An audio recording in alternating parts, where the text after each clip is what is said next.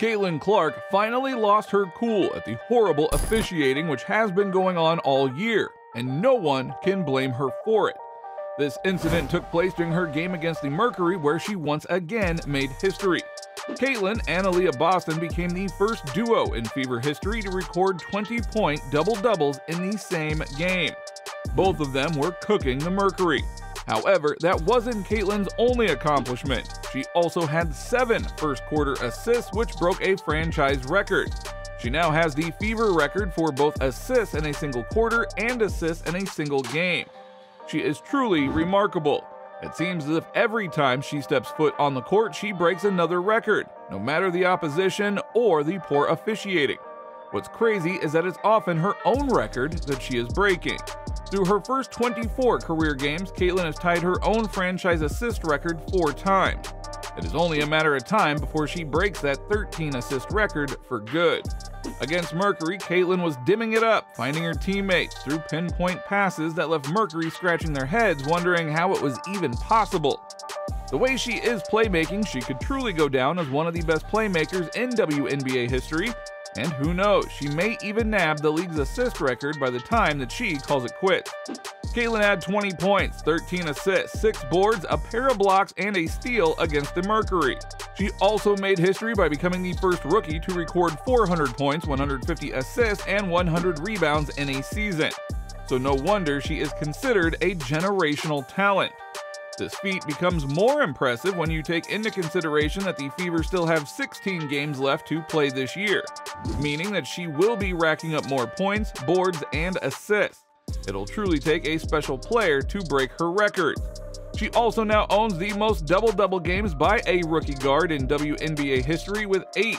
Caitlin is the first rookie since Sue Bird in 2002 to have more than 3 double-doubles. And again, let us reiterate this point. She still has 16 games left in her debut season.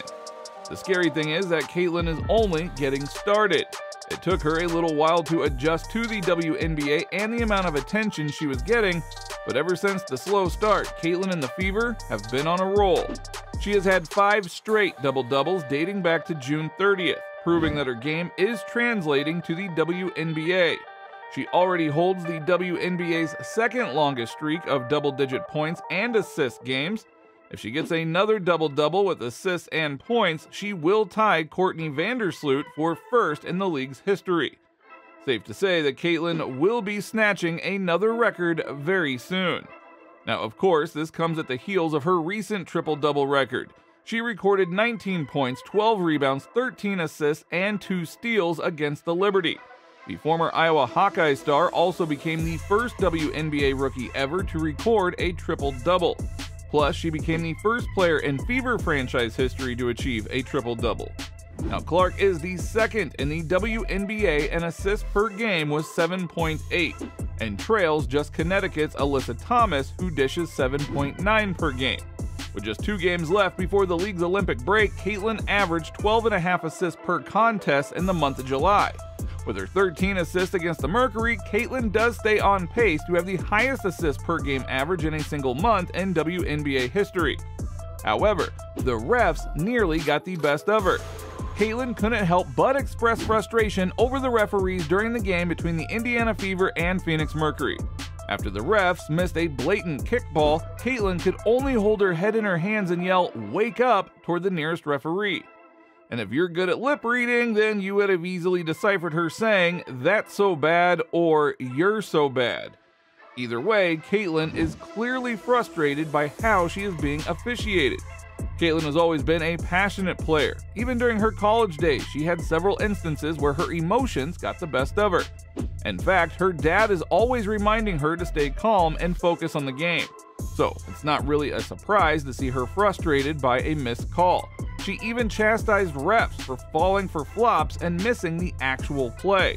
Now, of course, Caitlin needs to be careful not to end up with a technical for going too far with her complaints. However, you can't really blame her after the way she has been reffed all year. There have been a few instances where opposing players have hit her with dirty shots that should have resulted in ejections, but weren't. Not to mention the overly physical defense that is constantly played on her.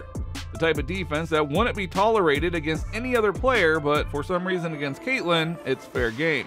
Fever's coach, Christy Sides, has been vocal about what she perceives as unfair treatment towards Caitlin, arguing that the young star is being singled out by officials. Caitlin also echoed these sentiments, stating, "I think everybody is physical with me. They get away with things that probably other people don't get away with. It's tough, but that's just the fact of the matter." The reality is that every WNBA player has heard the chatter for the past year or so about how this generational talent is about to come to the league and take over, and none of them want to be that team which allows it to happen. Caitlin even acknowledged that she could handle physicality better, be more decisive in navigating screens, and develop more chemistry with Indiana's post. But she seems to be taking it on the chin and welcoming the challenge. Yeah, I think everybody's physical with me. They get away with things that, probably other people don't get away with. And it's tough, but that's just the fact of the matter. It's like, this is a very physical game.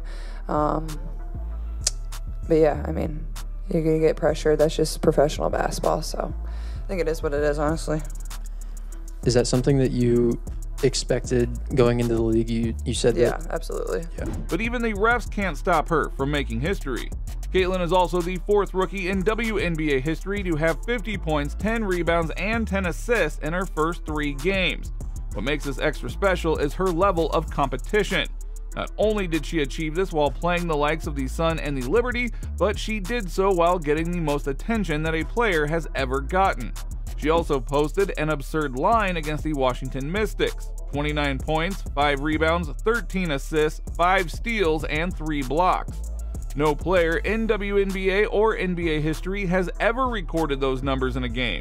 She outscored the Mystics by herself in the 4th quarter and nearly led the Fever to a 21-point comeback win.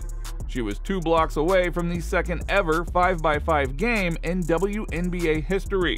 The 3 blocks did help her secure the record for the fastest guard in WNBA history to record 20 blocks. She truly is a threat in every facet of the game, which is why she is such a winner. Even when her shot isn't falling, she can play make and get her teammates involved or grab boards and control the tempo of the game. She isn't your typical one-dimensional basketball player. No wonder she has taken over the league so quickly. Basketball arenas are packed whenever Caitlin comes to town because everyone wants to witness her greatness in person.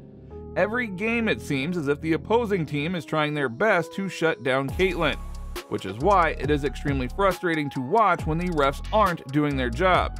And if we're frustrated just watching the game, we can only imagine how Caitlin must be feeling as she gets this unfair treatment.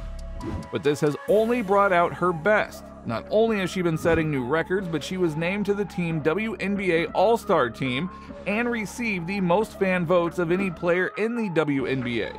She definitely has the support of the masses, which makes it even worse when other WNBA players try to hate on her. With the Rookie of the Year race coming to an end soon, Caitlin looks to be a shoo-in to win the award, despite the media's best efforts to get Angel Reese involved. When you take a deeper look at how the media treats Caitlin and how she is being officiated, you begin to see the validity of the conspiracy theories about how the WNBA doesn't want her to succeed, despite the fact that Caitlin is essentially carrying the entire business on her back. No matter when you are an all-time great, no one can stop you. In fact, all the opposition ends up highlighting your greatness. This is clearly the case for Caitlin, who continues to shine and break records despite everything that is going on around her.